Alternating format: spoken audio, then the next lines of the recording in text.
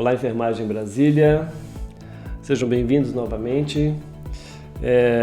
E agora eu vou convidar vocês a apertarem os cintos, porque hoje o assunto vai ser bom. Estamos aqui com a Kaline, tá? A Kaline, ela é uma CEO e Founder. O nome é isso mesmo? Founder? Exatamente. Founder da KR. Né? Ela é uma empresa de consultoria e educação em saúde. Ela também é bacharel em enfermagem, MBA, Master Business Administration. Exatamente. Em gestão de saúde e controle de infecção hospitalar. Pós-graduada em enfermagem oncológica, dermatológica e em qualidade e segurança do paciente. Atualmente é enfermeira da qualidade e segurança do paciente do IGES-DF e empreendedora na área da enfermagem. Kaline, seja bem-vinda ao Enfermagem Brasília. Muito bem, muito obrigada, Eduardo. Então, muito prazer, né? Que bacana, que oportunidade incrível estar prestigiando a Enfermagem Brasília. Então, para falar um pouquinho, né? Eu sou enfermeira.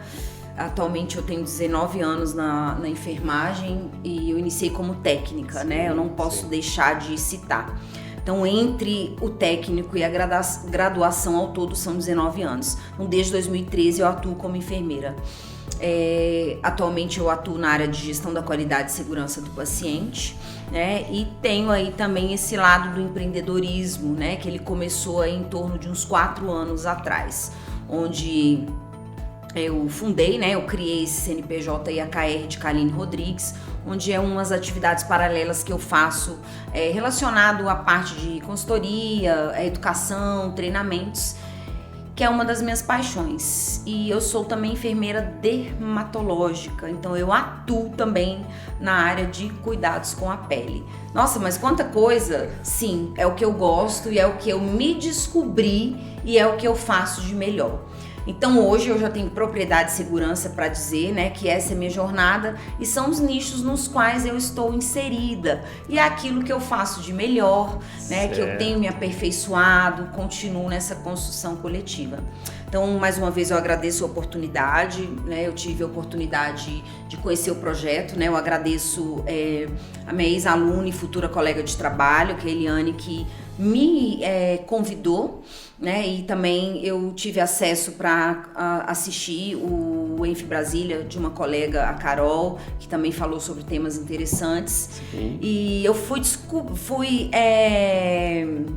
buscar e saber o que era o Enf Brasília, né? Então eu vi ali que vocês já atuam desde 2025, sim, então tem alguns temas relacionados ali a empreendedorismo, sim, a cuidado de lesões, sim, segurança na estética, né? Alguns temas que são que eu vejo, né, a necessidade de serem desenvolvidos, porque eu vim de uma formação beira-leito, né? A minha formação, ela foi aquela formação para ser enfermeiro assistencial, sim, onde se falava de empreendedorismo. Então eu pude acompanhar, né, esse movimento, essa disrupção. Então hoje a gente tem enfermeiros empreendedores faturando alto, desbravando outros caminhos que não são apenas ali o hospital, né, os serviços de saúde. Mas hoje, Eduardo, o nosso foco é a gente falar sobre segurança, tá? Segurança do paciente. Isso. Então, quando eu recebi o convite, né, eu vi que a Enfermagem Brasília, ela deixa isso muito aberto para os convidados. E eu quis falar sobre sobre segurança do paciente além dos protocolos. Isso. Então, atualmente tem sido um dos meus desafios, né? Eu falo que segurança do paciente é igual adrenalina, você tem que ficar startando, é igual higiene de mão. O profissional sabe que tem que fazer, que é o correto, mas ainda não faz. Isso, nós vamos falar sobre isso. Em pleno século XXI, você tem que ficar lembrando, ou seja, o óbvio ainda precisa ser dito. Exatamente. Tá? Então, eu te agradeço pela oportunidade. Te agradeço a Enfermagem Brasília, a gente está muito feliz por você ter tido essa sensibilidade de aceitar o convite. Eu te conheci, quando eu te vi, eu vi todo esse currículo que você acabou de falar aí. E eu vi você falando sobre esse assunto, né, que é segurança do paciente. Aí eu falei, não, vamos tentar conversar com ela. O pessoal foi, né, atrás de você, te convidou. E você apresentou um tema interessante para a gente, né, que é esse segurança do paciente além dos protocolos. Eu também sou profissional de enfermagem, sou enfermeiro há 20 anos, sou técnico de enfermagem há 26 anos. Então a gente tem uma noção do que é isso. E eu falei, não, eu preciso fazer algumas perguntas para ela, porque eu vivenciei isso. Estou aí há 26 anos no caminho, mas muita coisa a gente não alcançou, né? A gente não teve esse acesso a essas informações. Falei, vou tirar dela lá nesse encontro. Muito obrigado por aparecer e comparecer aqui. Muito bem, eu que agradeço. Vamos trocar experiências e aprender juntos. Com certeza. Kaline, para a gente começar então, né, um assunto, o que significa na prática, isso eu estou falando para você, me vendo na assistência, me vendo lá trabalhando na enfermagem. Na prática, falar em segurança do paciente além dos protocolos. Como a gente sai desse papel da burocracia, né? A gente recebe tanta informação sobre segurança do paciente, mas como sair dessa burocracia para atingir o cuidado real lá na beira do leito junto ao paciente? Muito bom. Engraçado, a palavra além, ela já te traz algo de disrupção, né? De pensar fora da caixinha, de desenvolver senso crítico, de olhar para o paciente. Então, quando você traz isso, né? O que seria segurança do paciente além dos protocolos, eu acredito, e hoje eu, pela minha experiência, eu consigo dizer isso com muita propriedade, além do embasamento da literatura, das resoluções, né, das normativas que são vigentes, desde lá o primeiro relatório do To Err is Human, em 1999, eu entendo que a segurança do paciente, além dos protocolos, ela vai muito mais do que um checklist pronto ou um protocolo estabelecido, né? Então precisa ter um envolvimento do profissional no intelecto, no raciocínio clínico e uma avaliação de risco. E quando a gente fala em prevenção, em mitigar, eu preciso antecipar. Então eu não posso deixar que um evento adverso aconteça. Um exemplo básico, o meu paciente ficar ali naquela mesma posição, né? Então ele pode vir a desenvolver uma lesão por pressão ou um dano, um catéter periférico que o profissional ele está identificando ali que está flebitado, que está evoluindo para uma flebite, né? Que eu já tenho ali um sinal flogístico, então eu preciso antecipar. Então, quando a gente fala além dos protocolos, porque eu preciso e o desafio é tirar do papel e divulgar com as equipes e quem executa, quem está na ponta.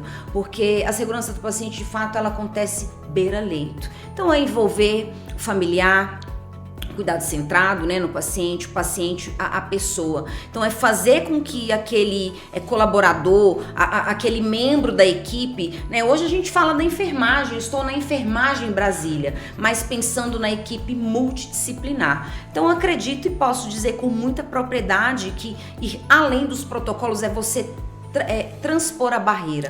Por exemplo, eu vou implementar um novo processo, eu preciso capacitar a minha equipe. Então é basicamente isso, fazer com que o indivíduo ele desenvolva um raciocínio clínico diante do paciente. Por exemplo, um técnico de enfermagem ele tem uma formação, mas ele precisa saber qual é o medicamento que ele está administrando Sim. ali no paciente, Sim. ter conhecimento, quais são as possíveis reações adversas que aquele paciente pode Sim. apresentar, enfim.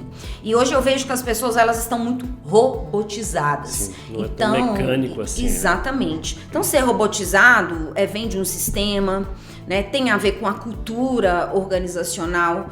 Então, eu digo que é transcender além o desafio do gestor, tirar o protocolo do papel, o documento, o checklist, o formulário, o procedimento operacional padronizado, mas levar ele para a ponta. É igual a administração do medicamento. Vamos falar de meta 3, segurança do paciente? Sim. Né? A segurança medicamentosa, né? Garantir ali na prescrição e que não tem essa falha. Então não adianta o médico prescrever de forma correta, eu ter um farmacêutico clínico que vai fazer uma avaliação, uma reconciliação medicamentosa, que é uma barreira, a farmácia dispensar de forma correta, se eu, técnico de enfermagem ou enfermeiro, que vou executar, que vou administrar, eu não conferir aquele medicamento. Então eu vejo que hoje quem executa fica muito esquecido. Então quem interessa de fato, quem precisa do suporte e quem faz a segurança do paciente acontecer é aquele profissional que está na ponta.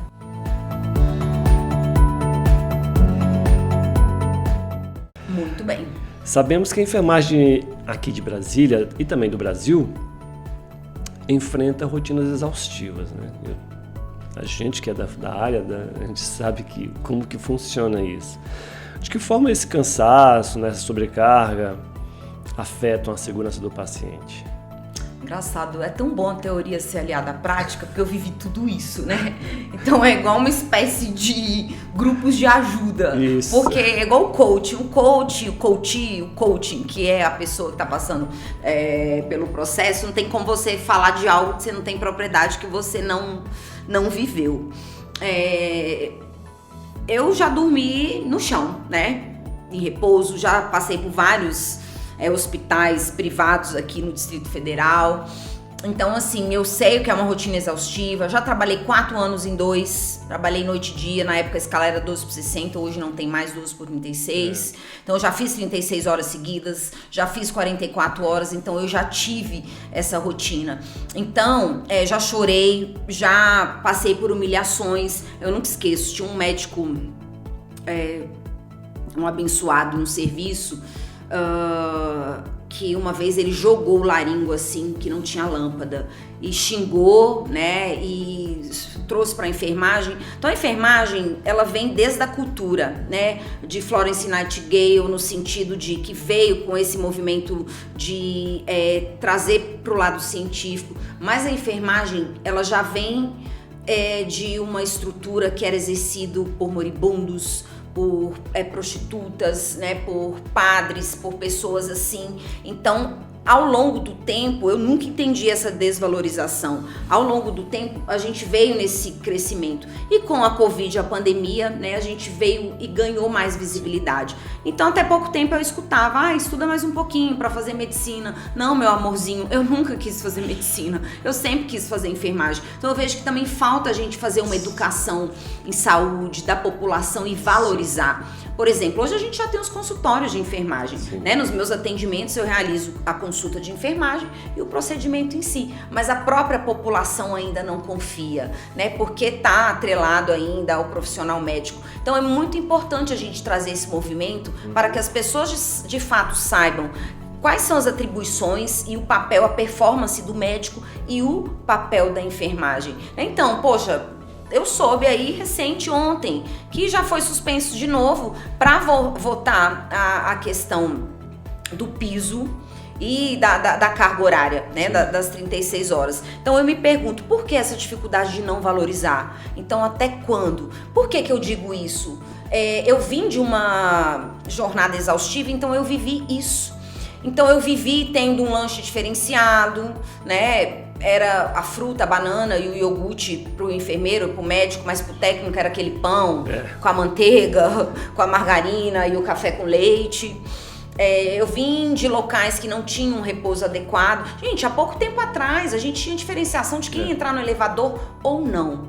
Então por que eu falo isso? Porque hoje falar de segurança do paciente também é falar da segurança do colaborador. Sim. Então, se eu tenho um colaborador que ele vem de uma jornada exausta, que ele tá cansado físico e mentalmente, ele não vai conseguir entregar na ponta o seu melhor. Então, os estudos mostram que quem está em sobrecarga de trabalho, existem maiores chances de erro, né, de trocar um medicamento, né, de ter uma falha assistencial relacionada a isso.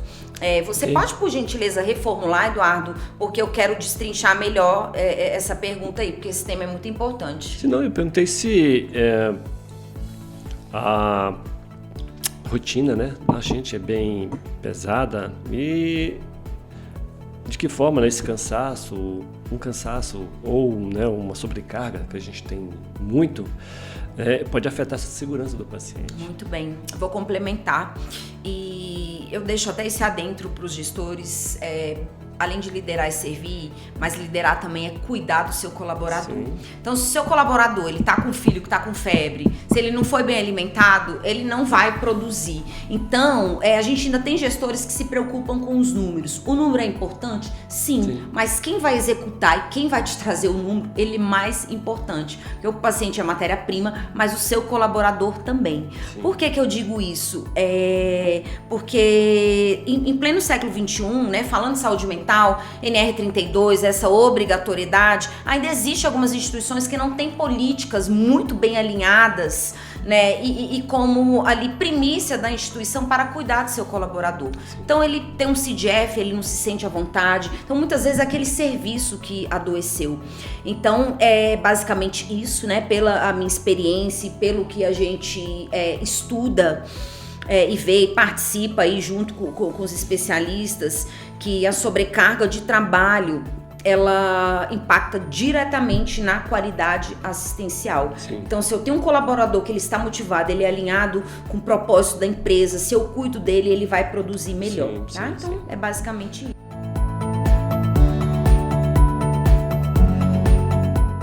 Kaline, para ir além dos protocolos, né, como você está falando, a gente precisa de uma cultura, né, Kaline, para ir além dos protocolos, é preciso ter uma cultura onde o erro seja uma oportunidade de aprendizado. E normalmente é de punição. A gente fica com medo de falar quando erra por punição, não de aprendizado. Na sua visão, como que as lideranças, né, de enfermagem podem construir esse ambiente seguro para que a própria equipe possa reportar esses erros, essas falhas? E aí, em pleno século XXI, temos cultura justa, cultura punitiva. Vamos lá. Eu entendo que tudo vem da alta gestão. Né? Então, se eu tenho um planejamento estratégico, se eu tenho uma gestão comprometida com a transparência, com a melhoria contínua, com foco em substituir a punição pelo aprendizado, as coisas fluem melhor, porque a equipe ela precisa se sentir à vontade para reportar os erros. Né? Eu já tive à frente de instituições onde eu respondia à vigilância sanitária, que eu fui orientada a mudar o prontuário, né? Eu tinha uma operadora de saúde que me questionava, tá, esse paciente ele teve 12 reabordagens, né? Então assim, e valores você não negocia, né? Então eu não continuei nessa instituição porque eu não estava alinhada com o propósito dessa gestão, porque ainda existem gestões, né, serviços que eles ainda colocam a falha, né, a oportunidade de melhoria ainda de uma forma engaveta aquela situação. Mas eu vejo que isso vem mudando, né? Então, hoje é dentro da temática, né, ali da taxonomia de segurança do paciente. Então, a gente tem a primeira vítima, a segunda vítima e a terceira vítima. Então, a primeira vítima, ela sempre vai ser o paciente. Então, quando eu falo de evento adverso, é aquilo que atingiu o paciente. Então, a primeira vítima, ela é o paciente, a segunda vítima, ela é o profissional de saúde. Então, por exemplo, você não sai de casa para causar um pneumotórax, né? Assim espero. Você não sai de casa para causar uma queda no seu paciente, uma flebite, né? Uma lesão por pressão, enfim. E o profissional ele também fica abalado com essa situação, né? Então tanto é que hoje no serviço que eu trabalho nós estamos fomentando e isso funciona. A gente tem um protocolo de segunda vítima, então a gente consegue encaminhar esse colaborador para o psicólogo e eu me sinto muito à vontade, porque a gestão ela colabora, né? A minha chefia imediata. Então nós estamos nessa construção de o colaborador ele ficar à vontade em reportar o erro, em ser acolhido. E o gestor ele tem que ter em mente que a falha não é do colaborador ou da pessoa em si, mas do processo. Claro que ele precisa identificar o que é caráter, né, o que é postura, o que é uma imprudência, uma imperícia, uma negligência, né, que foi o caso recente que a gente teve, que saiu aí no hospital, né, que eu tinha técnicos de enfermagem dentro de uma UTI, né, causando a morte ali de pacientes de forma intencional, mas diferenciar o que é a falha não intencional. Então, aquele meu colaborador, ele estava escalado com 12 pacientes, uma escala de pacientes acamados, ele vai conseguir prestar uma assistência de qualidade? Ele vai conseguir reposicionar o paciente no leito a cada 2 horas?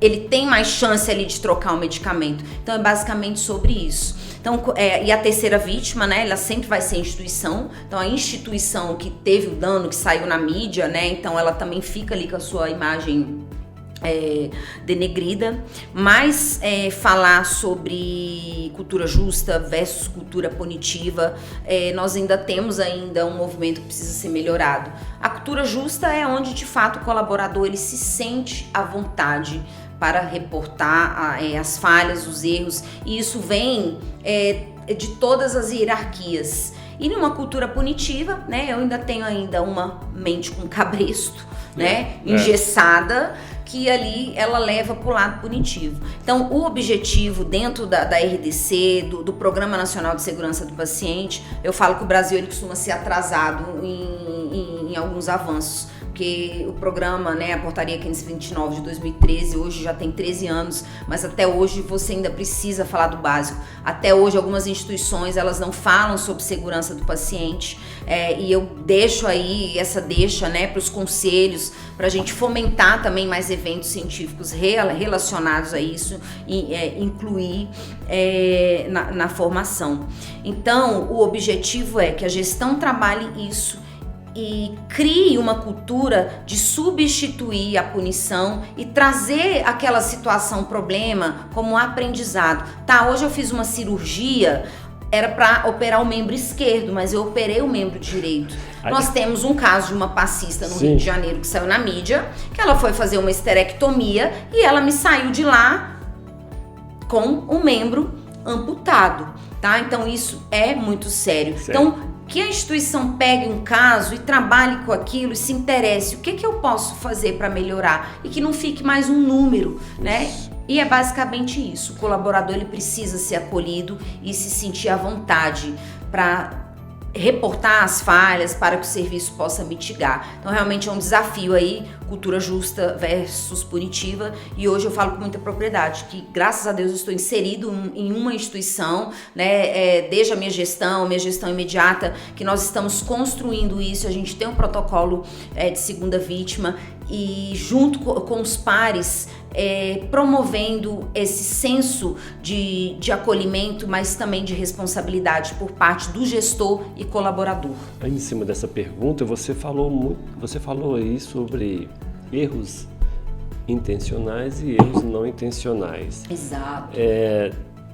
Dos erros não intencionais, né, dos profissionais, você, na sua visão, você acha que tem aumentado, continua do mesmo jeito, diminuído? Os não intencionais? Os não intencionais. Certo. Eu não vou nem te falar de eventos adversos, né? Tô falando de erros não intencionais mesmo. Sim, hoje existem algumas estatísticas, né?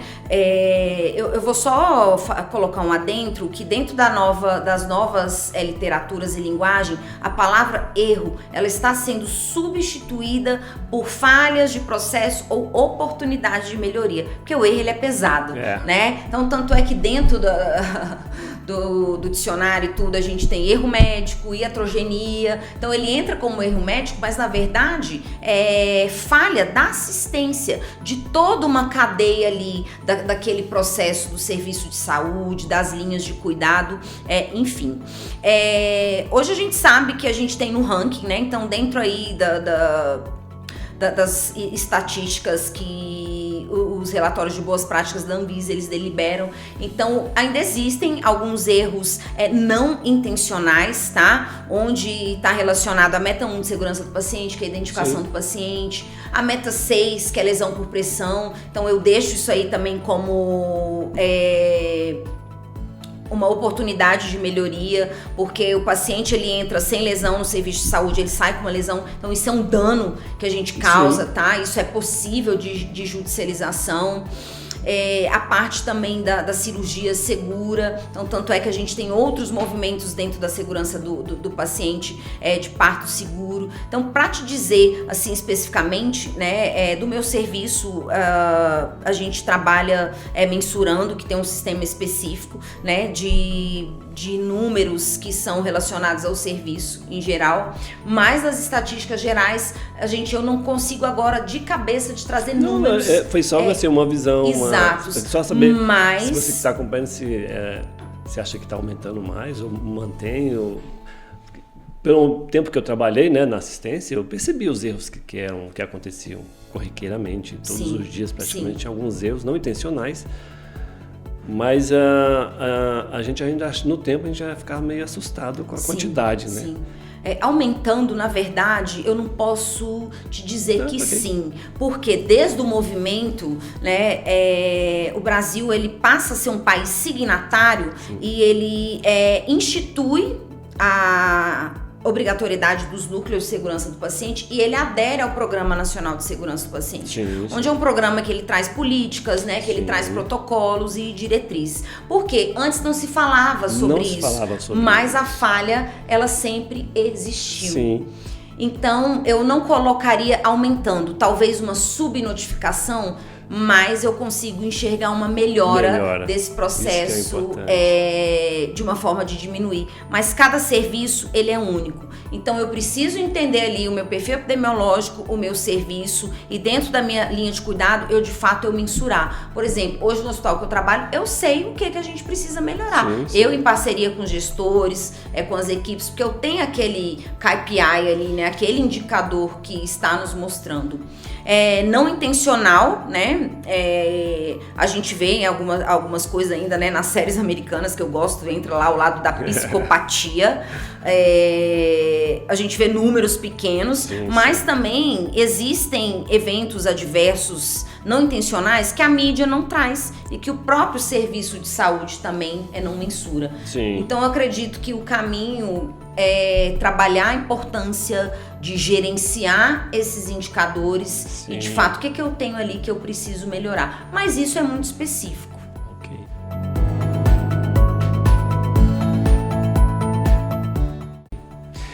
Saindo um pouquinho do nosso profissional de enfermagem, né, os erros em cima deles, a segurança do paciente, né, também envolve empoderar o próprio paciente e seus familiares, claro, né? Como que a enfermagem, né, ou como a enfermagem pode incluir a família como uma barreira ativa contra erros no ambiente hospitalar ou domiciliar? Esse eu amo, né? Porque assim, eu sempre fui muito apaixonada por educação em saúde. Letramento, tudo que envolve, né? Tanto é que eu fazia uma comparação que eu tinha equipes que gostavam de atuar em UTI e equipes que gostavam de atuar em internação clínica médica. E como eu me interesso um pouco também por comportamento humano, eu achava isso interessante, porque o profissional de UTI, ele não gosta de dialogar, ele não quer falar com o familiar, ele não quer orientar, ele não quer explicar. Então eu tenho um paciente ali que ele tá sedado, né, que ele não tem a presença de um familiar contínuo, exceto aquelas UTIs que já são humanizadas, né, que tem a presença ali do familiar. Mas isso, gente, não exime de você como profissional ético, humanizado e com postura diferenciada, porque a audição é um dos primeiros sentidos que a gente perde, né? É que mesmo seu paciente sedado ou com sequela neurológica, que você comunique ele e o avise o que você vai fazer. Senhor fulano de tal, agora eu vou fazer uma glicemia. Senhora fulana de tal, agora eu vou fazer uma higiene íntima. Aí a gente volta lá na robotização. Já a clínica médica, uma internação, eu preciso de um profissional que ele tenha essa capacidade, essa inteligência emocional do paciente do futuro, de um paciente de 360 graus. Por quê? Ele vai ter esse enfrentamento. Então, aquele modelo biomédico, ele sai de cena e ele exige que eu tenha um profissional mais preparado e empoderado. Então, senhora fulana, agora eu vou administrar esse medicamento, eu sou responsável pela sua escala, essa é a sua prescrição. Então, se eu tenho um profissional que ele não é preparado, que ele não consegue lidar com os questionamentos da família, orientar, eu não vou avançar. E isso é muito importante porque isso entra a parte de tanto experiência do paciente, do familiar num todo, mas o cuidado centrado na pessoa, no paciente. Então, o que seria isso? Eu saio daquele modelo biomédico, eu não só vou executar, mas eu trago o paciente, o familiar, como protagonista do cuidado. Então, ele é direito dele saber, né? A gente foi lançado recentemente aí a cartilha dos direitos e deveres dos pacientes, então a gente teve aí um avanço em relação a isso. Então ele precisa saber do resultado do seu exame, precisa ser discutido o estadiamento do seu tumor ou da sua doença, né? Eu sempre falo que todo paciente tem que ter um plano terapêutico para te chamar de seu, né? Porque a gente tem muito paciente que tá lá e não tem um retorno da possível alta, de quanto que deu o resultado do exame. Então, quando a gente fala dessa importância, e hoje ele funciona como uma barreira de segurança. Então, tem profissionais, se ele não tá preparado, ele vai, ai que saco, aquele familiar, ai lá vem aquela acompanhante. Tá, mas você já escutou? Claro que tem pessoas que a gente precisa separar, que tem pessoas que são fora da casinha, né? Realmente, enfim. Mas eu preciso ouvir aquele cuidador, aquele familiar, ele vai fazer parte da transição de cuidado, ele vai ser inserido, né? Então eu preciso entender o nível sociocultural, socioeconômico, o entendimento. Então é basicamente isso. Então quando eu trago a família, o paciente, né, dentro do seu entendimento, do seu nível de consciência, da sua patologia, o cuidador, o familiar, hoje a gente tem muita presença do cuidador, né? Então com o aumento da população e a vinda do protagonismo do cuidador, tem muitos cuidadores assumindo aí o papel de filhos, né, de parentes de sangue do próprio paciente.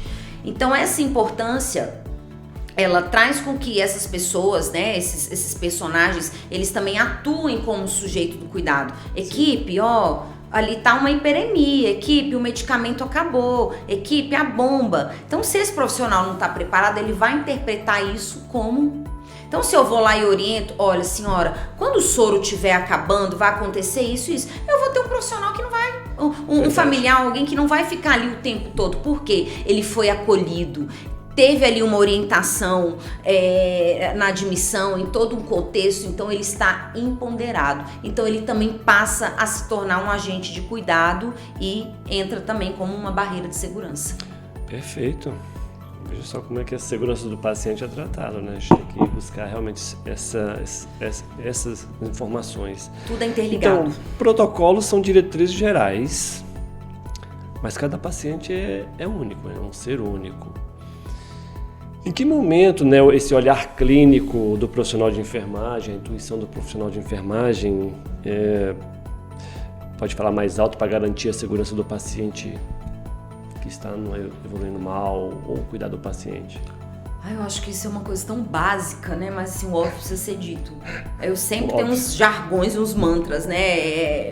Em curso, em formação, qualquer coisa. Você tem que olhar o indivíduo como um sujeito biopsicossocial, né? Então ele é uma pessoa que tem uma história, né, de vida, que tem uma jornada, que é um cidadão, tem um CPF, mas é além. Então, além do bio, de você identificar a questão da fisiopatologia, da doença propriamente dita, que está trazendo essa disfunção orgânica, eu preciso avaliar o psicológico e também o social. Tanto é que agora a gente nem fala, vamos fazer o senhor aderir a cuidado curativo. Não, nós vamos sensibilizar o senhor fulano de tal a aderir, a cuidar, a não molhar, porque a gente precisa acolher e fazer o letramento. Eu preciso que aquele paciente, aquela família, ela tenha essa adesão.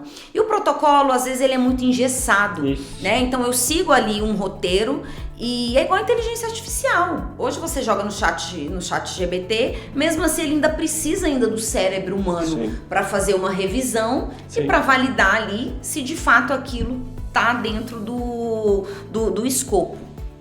E o que eu tenho observado é que se eu não tenho algo que é padronizado, né, isso é fato, a gente falando de qualidade, as falhas elas podem acontecer, mas tudo envolve você olhar o sujeito como um ser único. Então as pessoas, aí vem a robotização, elas tratam todos de forma igual. E cada sujeito é um. Então é perfilizar o cuidado, é olhar para o seu paciente. Gente, o corpo fala. Então se o meu paciente está transpirando, se ele está com uma face de dor, né, ele está me dando um sinal de alguma coisa. Então a gente tende a ainda subjugar isso. Então é desenvolver senso crítico e trazer o profissional como corresponsável daquela situação. Por exemplo, você vai fazer uma auditoria, né, ou uma avaliação de controle de infecção, por exemplo, você vai lá e tem uma sonda vesical de demora, um dispositivo que não está inadequado. Então você tem duas formas de abordar. Fulano, essa sonda não está de acordo, e virar as costas e fazer ali a sua anotação. Leito tal, bando da sonda vesical de demora para prevenir infecção de trato urinário, não conforme, blá, blá, blá e blá. Diferente de, fulana, deixa eu te explicar aqui, vamos pensar junto? Se a sonda vesical de demora ela tá assim, né? Se ela tá 2/3, eu posso causar uma infecção de trato urinário do paciente. Você já pensou? Sim. E aí, eu vou lembrar do colega, o Edivaldo. Ele trouxe um exemplo que eu lembrei agora, que era muito bacana. A questão da desinfecção dos hubs e as boas práticas para prevenir infecção primária de corrente sanguínea. Então, se eu não cuido de um dispositivo, de um catéter, meu paciente ele vai precisar de antibiótico. Sim. E aí, você quer ficar trocando fralda, fazendo higiene íntima de diarreia mais vezes? Ou você prefere que seu paciente não tenha uma flora intestinal ali debilitada por conta dessa situação? Então é basicamente isso. Ter o olhar diferenciado para cada um, porque cada um é um e ninguém é igual. Vamos partir para um lado aqui, que também eu acho que afeta, né, que é a saúde mental da equipe, do profissional de enfermagem, né? Qual é a relação entre a saúde mental da equipe de enfermagem e a incidência de erros adversos, de eventos adversos? Isso aí a gente conclui no que a gente já falou logo no início, tá vendo, né? Exatamente, gente, mas tudo é interligado. Se eu tenho um colaborador que ele não está bem mentalmente, fisicamente, né, que ele tem alguma situação que traz ali uma desordem, um desequilíbrio que pode acontecer, nós somos seres humanos, né? Eu sempre falo da importância do projeto Cuidando do Cuidador, e nós, profissionais de saúde, nós somos assim. Eu sou assim, às vezes eu cuido de todo mundo e não cuido de mim. A gente tem uma tendência a protelar. Os estudos já mostram que profissionais com excessividade de trabalho, que já tiveram burnout associado, com cargas excessivas, as chances de errarem é maior, tá? Então é basicamente isso. Senhores, gestores, serviços de saúde, tenham apoiado a parte do SESMIT, da medicina do trabalho, né? Implementem a NR32, que ela já passa a ser uma obrigatoriedade, e cuidem desses colaboradores. Tanto é que quando a gente vai fazer essas análises, né, desses eventos, ou acolher esse colaborador, né, dentro do roteiro da entrevista da segunda vítima, a gente já pergunta se ele veio de outro plantão, né, ou se ele está passando por alguma situação, porque aquilo pode ter sido um fator contribuinte. Então é basicamente isso, para completar o que eu deixei bem explícito no início, né? Mas quando a gente fala de segurança do paciente, eu também preciso falar da segurança do meu colaborador. Kaline, acho que a gente, como vocês estão vendo, falei, apertem os cintos, porque aqui é informação atrás da outra. Muito bem. Muita informação. É enfermagem em Brasília. Assim, é muito chato porque nosso tempo está quase acabando e a gente poderia ficar aqui horas e horas aproveitando o seu conhecimento, dando uma aula aqui, né, para o pessoal. Eu vou fazer uma pergunta aqui. Nós estamos praticamente no século XXI, nós estamos num momento que está aparecendo muita tecnologia, está aparecendo muita coisa boa aí, que vai alcançar também a enfermagem, óbvio. Não vai substituir, mas vai alcançar a enfermagem. Você acha que essa tecnologia, né, tem alguma tecnologia, não vou nem falar quais são, ela pode ajudar a evitar erros? Olha, os parques tecnológicos, né? Existe um slide clássico aí da segurança do paciente, né, onde eu tenho um emaranhado de cabos, de um UTI, de equipamentos. Pode e não pode. Isso aí existem duas vertentes. Quando eu tenho um colaborador que ele é capacitado, né, ele aprendeu e foi capacitado para operacionalizar aquele equipamento, as chances de erros são menores. Sim. Por exemplo, eu quando meu primeiro emprego como técnica, né, em 2007, pronto, falei, eu fui trainee de um serviço, então me jogaram numa UTI. E eu não tive uma integração muito adequada em um acompanhamento, diferente de um outro serviço que eu já trabalhei, né? O Sírio-Libanês, pronto, falei. Que lá eu tinha uma preceptoria que me acompanhava. Sim, eu fui realizar a punção sim. do catéter totalmente implantado, vulgo Portiacate, depois de 3 punções, né? Então me jogaram nessa UTI e eu fiquei perdida, né? E até hoje eu lembro, eu não vou falar o nome dela, mas é uma paciente, eu sempre lembro dos pacientes, e ela tinha um bócio, né, enorme, e ela ficava, minha baratinha tonta. Por quê? Eu não tive uma capacitação com os monitores para as bombas de infusão, né? Então eu ficava perdida. Então o serviço ele precisa entender a sua linha de cuidado e capacitar. Não adianta eu ter tecnologia se eu não tenho a mão de obra qualificada. Então isso envolve a parte da padronização do material médico hospitalar, dos equipamentos, vem para apoiar, mas igual à inteligência artificial. Nada vai substituir você olhar para o paciente, olhar para o equipamento e ter esse raciocínio clínico. Basicamente é isso. Antes de implementar, de ter, capacite quem vai operacionalizar. Monitore e acompanhe. Perfeito. Próximo, Eduardo. Aline, assim, pra gente encerrar, né? Se você pudesse deixar um único conselho ou reflexão, né, para nossos profissionais de enfermagem, ou para os estudantes de enfermagem que estão aí assistindo agora, Enfermagem Brasília, sobre o verdadeiro significado de proteger, qual o verdadeiro significado de proteger o paciente e qual seria? Muito bem, um único só? Porque a gente... Brincadeira, claro que é um único, tô te zoando, Eduardo. Gente, isso é complexo, né? Mas pela minha experiência, pela essência da Kaline, pela minha jornada, pela profissional que eu sou hoje, não façam nada na dúvida, né? Estudem, se capacitem, se empoderem daquilo que você vai se propor, né? Tinha uma época que eu estava atuando com consultorias, né? De gestores que não entendiam, saía de uma área e aí acabar de assumir um núcleo de segurança do paciente. Poxa, mas aí eu ia lá para o primeiro encontro, a pessoa não tinha lido nem a RDC 36, que é o básico para direcionar. Um exemplo, vai assumir uma emergência, estude um carro de parada, né? Quais são as suas maiores demandas. Então o conselho é basicamente isso. Estude sobre segurança do paciente, a sua importância, seja um profissional humanizado, mas acima de tudo ético, mas com conhecimento técnico-científico. Porque se eu não tenho conhecimento, o paciente ele pode vir a sofrer com isso. Então, não sejam imprudentes, leiam as medicações, a prescrição, questionem e não façam nada na dúvida, façam aquilo que de fato vocês se sintam seguros. Por quê? Não é feio perguntar, eu não sei, tem muita coisa que eu não sei até hoje. Eu trabalhei muitos anos em UTI, a enfermeira assistencial como técnica e enfermeira. Então, se hoje eu cair numa UTI, eu vou ter que reaprender, porque eu não sei. Nós estamos em constante evolução e o aprendizado é contínuo. Mas, basicamente, é isso. Não executem nada na dúvida e nunca deixem de estudar. Tá vendo? Uma área, né? A segurança do paciente é uma área que a gente está pisando em largos passos agora, né? Quando eu iniciei na minha atividade de enfermagem, não tive muito acesso a essas informações, não. Você foi colocado para trabalhar, o que tinha para fazer era para fazer, e agora a gente está sendo muito bem direcionado, treinado. Que bom. Assim, a Enfermagem Brasília agradece a sua presença. Avanços, sabe? eu que agradeço. Parabéns pelo sucesso, pela essa capacidade de você conhecer muito, saber muito e passar isso para as pessoas. Eu que agradeço.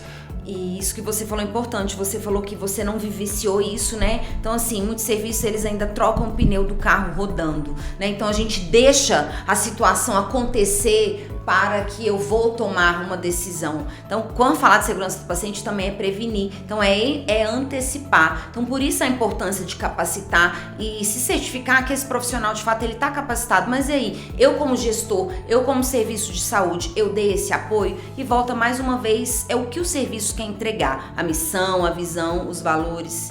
E eu acredito que é isso. Além de professora, você é palestrante. Também. Palestrante. Se alguém quiser te encontrar...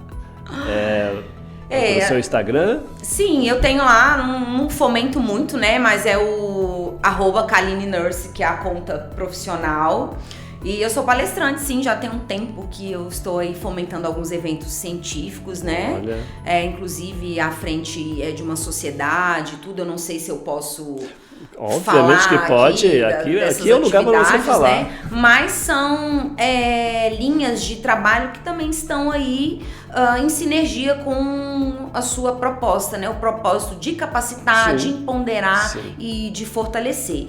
Então, atualmente também eu faço mentorias relacionadas ao cuidado de feridas, né? Alguns atendimentos quando eu tenho algum tempo domiciliar. Ótimo. E estou à frente da coordenação científica da SOBEND, que é uma sociedade brasileira de enfermagem e dermatologia, que ela existe desde 1997, sem fins lucrativos, e ela vem com essa proposta aí de trazer melhoria de cuidado, né, nos cuidados com a pele e fomentar, fortalecer a enfermagem dermatológica. Então é um campo que está crescendo muito. Então hoje a gente já tem enfermeiros que são donos de consultórios, né, que já tem algumas clínicas e que já estão se deslanchando nessa área. Então, fora isso, quem quiser conhecer aí o meu trabalho, pode acessar lá meu Instagram, tá? E ter a oportunidade de seguir aí essa jornada aí em parceria conosco. Com certeza. Hoje nós falamos sobre segurança do paciente. Além dos protocolos. Mas você vai voltar aqui para a gente conversar sobre a SOBEND. Muito bem. Sobre a dermatologia da enfermagem. Vamos sim, vamos fortalecer. E é um movimento que está muito bacana, que tem crescido. Então, assim, era um projeto meu que ele existe há 5 anos e foi o João da Unileia que deu essa oportunidade, sempre acreditou, ele não tá mais aqui com a gente, mas eu não posso deixar de citar. Com certeza. Porque tem acontecido e com grandes instituições, apoio do Conselho Regional de Enfermagem, o UNB People Science. O ano passado eu participei de um grande evento no Ulisses Guimarães, que foi Inovatec. Então é um evento que ele começou pequeno, né? E ele está tomando uma proporção. Então, nesse projeto, a gente também dá oportunidade para novos palestrantes e pessoas que são especialistas na área. Então, modéstia à parte, assim, quem está nesse nicho são os melhores profissionais que hoje conseguem entregar o melhor da ponta. Ótimo. Não de humanização, mas de ética, de conhecimento, né, e de compromisso, de fato, com a reabilitação do paciente, que esse é nosso objetivo. E sem distinção, atendendo ali toda a comunidade, né? Desde a atenção básica, né, até ali a reabilitação e a alta do paciente. Ok, Karine. Novamente a gente agradece. Muito obrigada, eu que agradeço. E muito obrigada pelo H2O. Acertaram. Perfeito.